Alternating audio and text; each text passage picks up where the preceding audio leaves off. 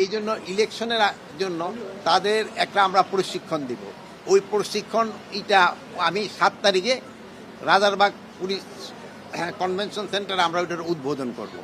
এবং শুধু পুলিশ না, অন্যান্য সব বাহিনীরই প্রশিক্ষণের ব্যবস্থা করা হচ্ছে ইলেকশনের আগে। এটা আমাদের সেনাবাহিনীদেরকেও আমরা একটা অনুরোধ করেছি, প্লাস আমরা বিজিবি, আনসার তাদেরও আমরা অনুরোধ করেছি। ইলেকশনের ক্ষেত্রে কিন্তু আনসারের ভূমিকাটা কিন্তু সবচেয়ে বেশি।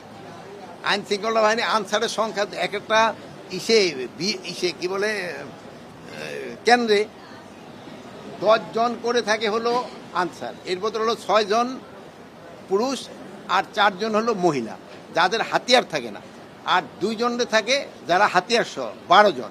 এবার আমরা করছি আরও 1 জন বাড়াই দিব, প্রিজাইডিং অফিসারের প্রোটেকশনের জন্য আমরা 1 জন আনসার ইউনিফর্ম পাঠিয়ে দেব।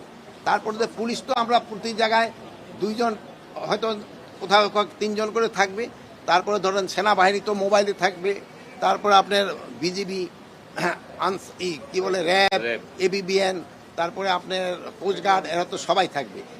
এবার আমরা ইলেকশনের সময় শুধু সেনাবাহিনী না, এবার আমরা নৌবাহিনী এবং বিমান বাহিনীরও তাদেরও আমরা কাজে লাগবো।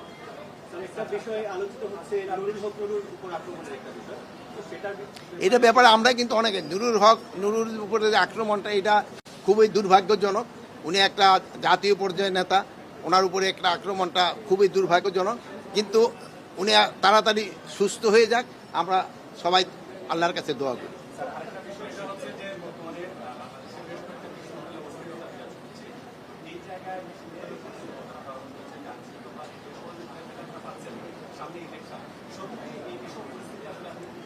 এখন ধরেন যে বিশ্ববিদ্যালয় বা অন্যান্যগুলি যেমন সব জায়গায় তো আইন শৃঙ্খলা বাহিনীর দরকার পড়ে না, শিক্ষকরাই যেহেতু আমার ফাদারও একজন শিক্ষক ছিলেন, স্কুল কিন্তু তারাই কন্ট্রোল করে। যেমন ধরেন আমি এখানে এক ভাইরে দেখলাম, এখানে দেখতেছি না, যেমন আপনাকে সবাই বের হওয়ার জন্য বললো, আপনারা আস্তে আস্তে সবাই চলে আসলে। প্রতি সমাজে কিন্তু কিছু কিছু লোক থাকে যারা সমাজটাকে একটা কন্ট্রোলের ভিতরে রাখে। তো এখানেও যেমন ধরেন আমাদের ইউনিভার্সিটিতে যারা শিক্ষকতা করতেছেন, এখন ভিসিরা আছেন, তারা খুবই যোগ্য এবং খুবই লার্নেড মানুষ, এবং ছাত্ররাও তাদের মেনে চলে।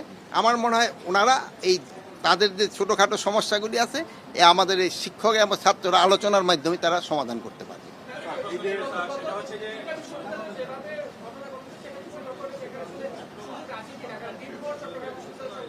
কিন্তু হয় কি, তারপরে কিন্তু একটা আলোচনার মাধ্যমেই সমাধান হয়েছে।